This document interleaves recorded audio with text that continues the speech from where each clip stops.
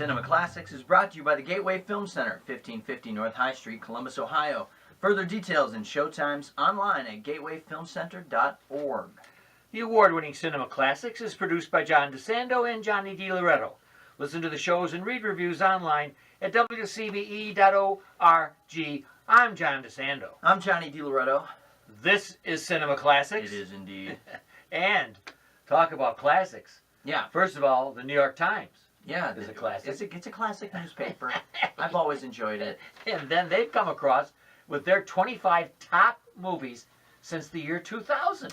Yeah, it's really interesting. I guess it's time that we could look back at some of these films, right? But through the lens of the New York Times. Right. There's a lot of, I'll be honest, there's a lot of like foreign films on there that I just don't know. Well, me too. That's why we're going to stick with. And I mean, it's hard to keep track of all these movies. Listen, I went back through my list of films since 2000, and I'm telling you what a pain it is to cut out some, put some in. I got a top 25 just as they did, but that was a difficult process for me because there were many good films since the year 2000. So it's a long way around by saying theirs is an eccentric choice just as ours would be. Yeah. You know, so you got to go with it. And I always feel like they are really sort of trying to be different, you know, trying to kind of look outside the typical choices. Yes.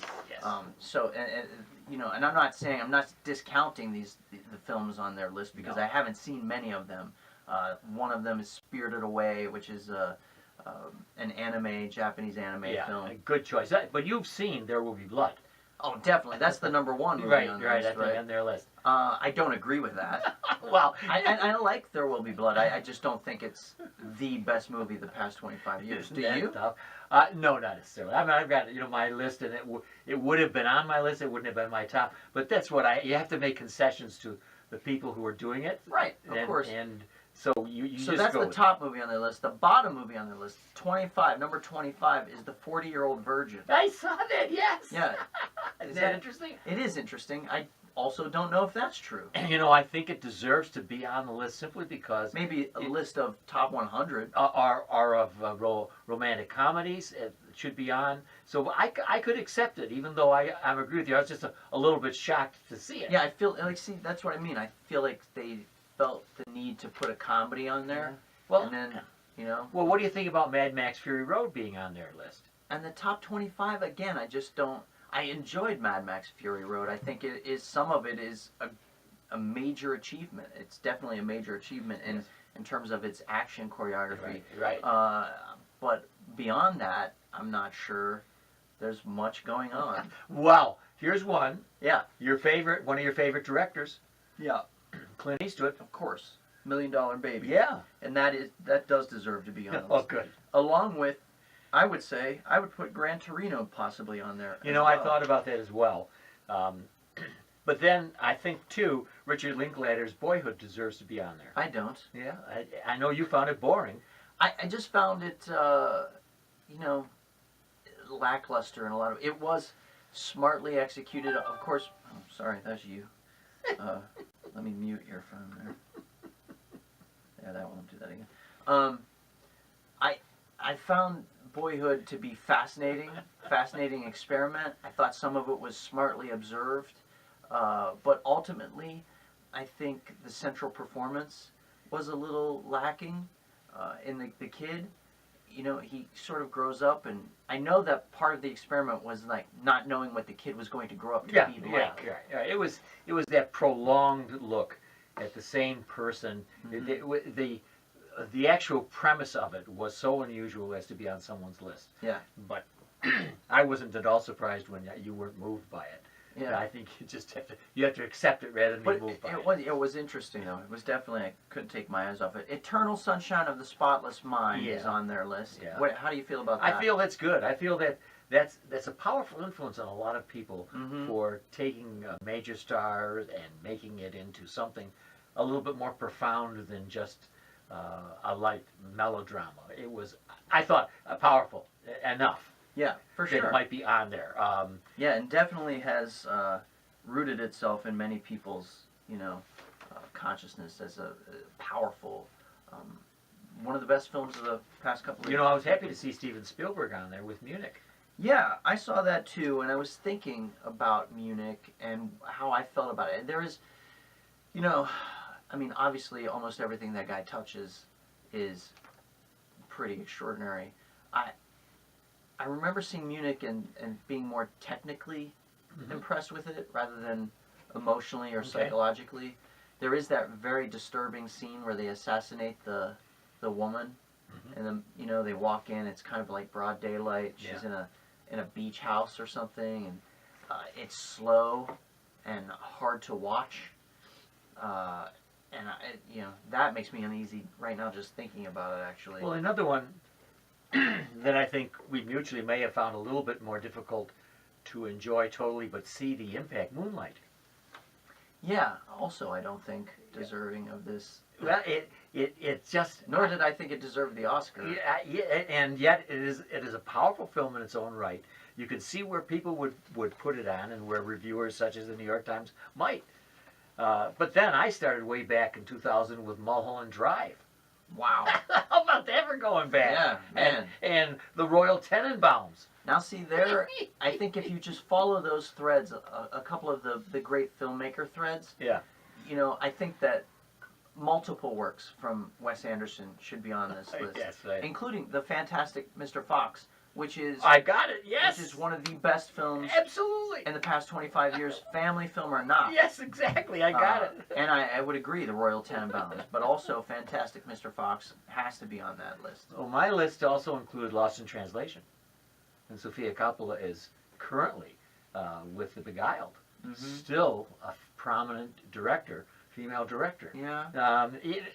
That's not going to be on a lot of people's best list. It's just. But I think you're right. I think Lost in Translation is certainly one of the most beloved films of the past couple of decades. Oh yeah. You said something that. Go ahead. But anyway, I was going to say one that I think you and I admired. It's never going to be on anybody's list, but I think is odd enough. Swiss Army Man. No, yeah, I wouldn't put it on there. It's Right, okay. way too flawed I do. to be on here. I was thinking when I jump back to Spielberg that maybe Bridge of Spies was a better good film one. Classic. than Yes. Munich, but Yeah. didn't quite get. I think people looked at that movie as, oh, it's Spielberg banging out another quick, great movie. But I think Bridge of Spies was pretty amazing. I also would have put on there, and I'm not sure anybody else would, but I put on my list Midnight in Paris. I can't believe you're gonna. I was just gonna say Midnight in Paris. Excellent. I was just gonna say that. Probably as a huge Woody Allen fan, I don't think the guy has been putting out great stuff. He consistently puts out watchable films. Yes. But that one certainly was probably, the kiss-off movie, the one last great. It was. One last great It's a good way attempt. of saying it. Yes. And when you think about There Will Be Blood, I also thought that No Country for Old Men. Yeah, much better selection than Inside Llewyn Davis, which Right. Yes. which is what they put on this Yes, list. they did. You're right. And again, funny you should mention that because I just watched Miller's Crossing with Summer last night. I wanted to show her that film, and one of my favorites, and still to this day I don't think they've ever topped that film. Of their latest work, though, No Country for Old Men has to be the most memorable. Yes. And the most searing, and kind of gets in that Coen brothers sweet spot between brooding violence and quirky humor. Oh, I love it. We could go on and on, but I want to tell you one that I think you and I would put on there that nobody at the New York Times or the New York Post or anywhere else in the world would ever put on their top 25 list, but I'm suspecting you might with a little prodding. And this film is called Bone Tomahawk. With a little prodding. Yes. With a little prodding of the handle of the tomahawk. No. Oh, no, all right. No, of course not. But that does raise the question: are there any westerns that have come out in the past 25 years that would end up on this list? I don't think there are. No, I certainly didn't have any, and I would have. This is silly. I mean, why are we ignoring the Christopher Nolan Batman films? I think The Dark Knight certainly deserves to be on that list. Yeah. Surely the movie that most well, one features that extraordinary, unforgettable performance from Heath Ledger, but also a movie that just kind of seared into people's imaginations, taking Batman and putting him against a real-world backdrop. We've already forgotten that. It seems silly to me, but that was definitely one of the major achievements. I think I think we're constantly putting in the back room great films that are made for summer and for the summertime and for hero films, and we just are so tough for us. But that's why I'm saying one film that should go on the top 25 that wouldn't have been out in time for the New York Times to do it. Wonder Woman. I was going to say La La Land. That's good because it's right here on my list too. Is it? All right, we've got to stop. Oh no! I mean, no, let's keep going. We can put this on YouTube. They'll watch it. Yeah. Anyway, I have so many others on my list. It was actually a delight to go through it. Yeah. And I'm trying to look for one that's odd enough. One of my top 25 was In Bruges. Oh yeah, interesting. With Colin Farrell. Mm-hmm. And a moody European film that reminded me so much of The Third Man. Yeah. Again, one of these that nobody's ever going to see. Right. I got to jump back real quick because I was scrolling through this list, jumping back to the Coen brothers. Yes. And my question about westerns. Yes. True Grit. Oh yeah. With Jeff Bridges. Wow. Forgot all about that. I It even was such had that on. I must have. an amazing Yeah. remake, but also still true to their voice. And Yeah. that was a great movie. Well, I had a list of 1,600 I had to go through, so you can. Yeah, I'm just bouncing off of. And not Spotlight, huh? No, Oh. I didn't like Spotlight. No, you didn't. That won the Oscar, didn't it? No, it's so silly. That movie is so devoid of any drama. I'm not sure why people like it, other than it's about the subject matter. Yeah, it's. I feel like it gets a lot of mileage out of subject matter as opposed to like the way it's actually executed. I enjoy the drama. I enjoy the emphasis on journalism, but when I put it next to All the President's Men, it kind of fails. Right, doesn't it? I've got to stop. We have to stop looking through your. What do you want? I'm going. Stop looking through that. This show could be Thumbing back endless. through. I just want to make sure we didn't miss anything. Oh, here's one. No, we can definitely. Can we end this, please? Okay. Number 7 on their list is Inside Out. Yes, I love that.